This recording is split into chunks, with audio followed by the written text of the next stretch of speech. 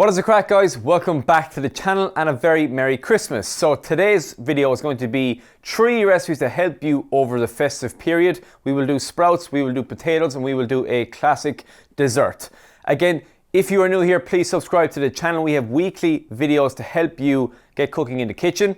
So let's get stuck into it. The first recipe we're going to do today are Brussels sprouts. So love them or hate them, they're always a hot topic around the festive period, but using the recipe I have today, I am guaranteed to make them that little bit better during this Christmas. So the first thing you're going to do is just wash your sprouts. If you get them in a bag, run them under the tap and get any dirt or grit off them. Once they are washed, we're going to put them on our chopping board. We're just going to take the tail off them and then dice them in half. So again, we're not going to completely overboil these or overcook these, and that's usually where Brussels sprouts turn nasty, is when they're boiled for like 6 hours and there's no texture or no substance to them. So we're going to blanch them very quickly, but first just take them and halve them and we'll pop them into our boiling water. So all we're looking to do is just blanch these. So that doesn't mean we're going to cook them fully, just about 30 to 40 seconds into our boiling water, and we just soften them down ever so slightly. So when we do fry them in the pan, we don't have to fully cook them, and they'll have a nice kind of soft interior but a crunchy and crispy exterior in the pan itself then. So just as they soften, we're going to take them out and pop them into our bowl. So again, we're not going to cook them fully. We'll replace this pot with our frying pan and we'll start to fry our bacon. The idea with the bacon is that we want to render that fat down. So I had no oil in this pan when I added them in. What we're going to do is cook them down. You'll pull the fat out of the bacon and we're going to add our sprouts in later on. That's what's going to give us that colour, that crispness and that flavour to the sprouts themselves. So I can hear that crisping, the crackling, I can see the bacon is getting nice and crispy. Into this, our sprouts go into our pan. Give that a toss.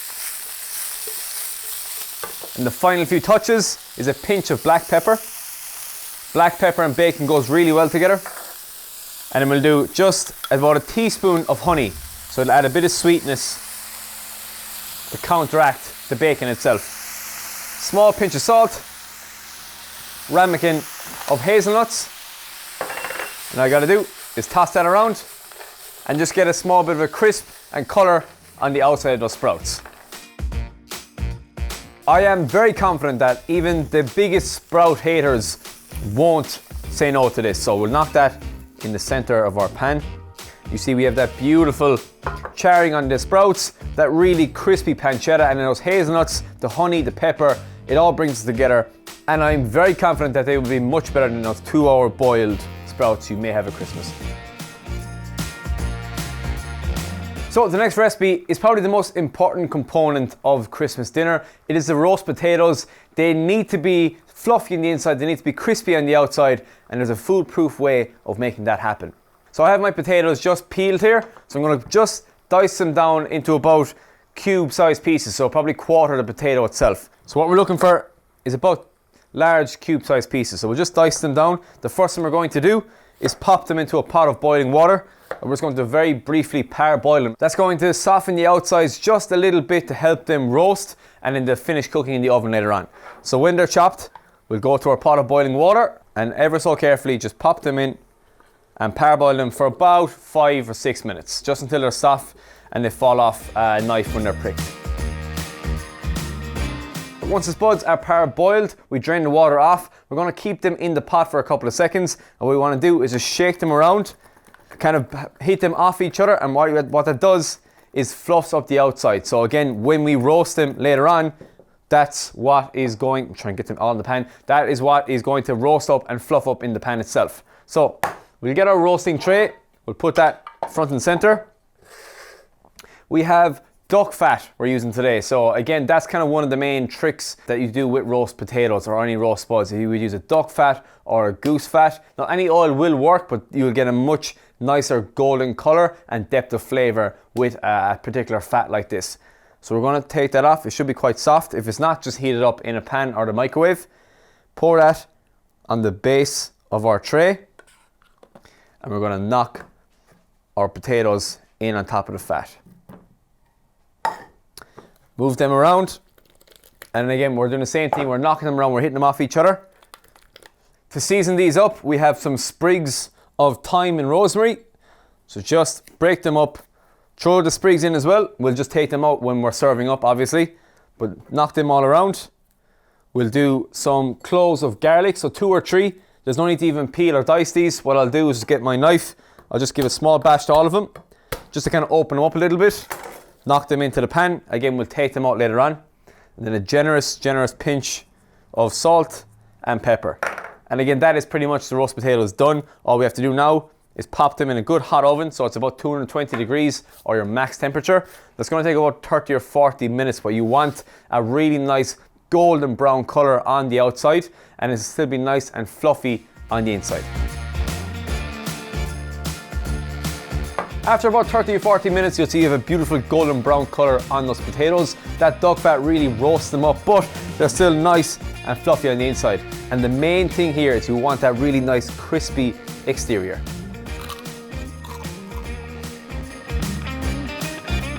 The final dish of the day is going to be a sweet treat. It is tiramisu. We often do it in this channel. I'm going to do it a little bit different today. It'll make it quicker and easier. We're going to do it in individual pots itself. There's 2 main processes to a tiramisu. So we need to make that coffee liqueur based to soak our ladyfingers, and then we'll make the whipping cream itself. So I have my coffee just in a ramekin here. I'm adding 3 tablespoons of a liqueur, a coffee liqueur, a whiskey, any bit of sherry, just alcohol basically. And that's pretty important because especially in the festive period, you want people in good spirits and in high form, so a little bit of alcohol never is wrong. We'll do a tablespoon of sugar, so knock that in. So a tablespoon, which would be about 2 teaspoons. Stir that into our coffee. So again, what we have there is that sweetened alcohol coffee mixture. Set that aside and we'll make the main filling.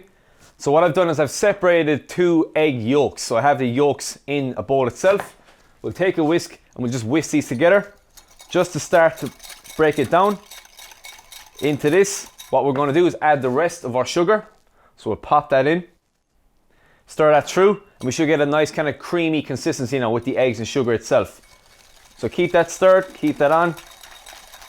And then we'll gradually add in the rest of our filling, which will be our cream and our cheese itself.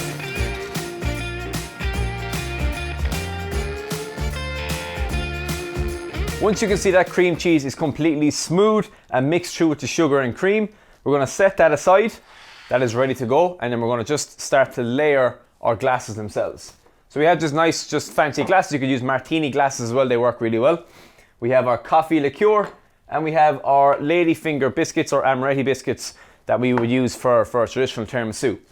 So what we'll do is we'll get our lady biscuit, we'll break that in half, we'll dip that into our coffee, just very briefly. We don't want to leave too long. Just dip it, roll it in there, make sure all of the surface is coated, shake it off, and add that to the base of our glass itself. So we'll just fill each layer bit by bit. We'll do another small bit, dip it in, roll it, take it out, drop it in the bottom. On top of this, we'll take our cream, we'll just pop this to the side, and we'll add in a nice generous spoon on top of that. So again, you have that creaminess, sweetness, and then the alcohol in the coffee itself. So it's a beautiful dish, and there's no real main cooking techniques involved here. So we'll continue to layer that on. So we'll just cover it so we can't see the biscuit anymore. Take our coffee biscuits, roll them, dip them, and drop them in. The final spoon of our cream mixture in on top, so be as generous as you like. And then to finish this off, what we're going to do is just a dusting of cacao powder. So as soon as that's all on and filled to the top of the glass, we'll get our cacao powder. We'll get another spoon, just not to make a mess. We'll put it on a chopping board and just do a light dusting over the top, like so. Don't be afraid. Hit it all over the edges so we get a full coating on the top. Pop that in. I'm going to continue on. I'm going to do 2 or 3 more, pop them into the fridge and let them set for about 3 hours, and then we'll take them out.